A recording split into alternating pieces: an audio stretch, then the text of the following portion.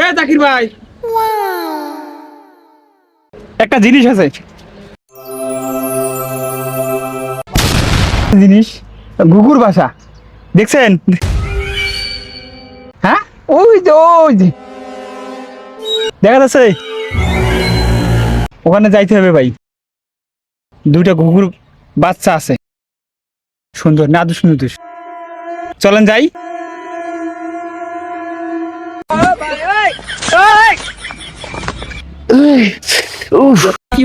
ওরে পীর পারে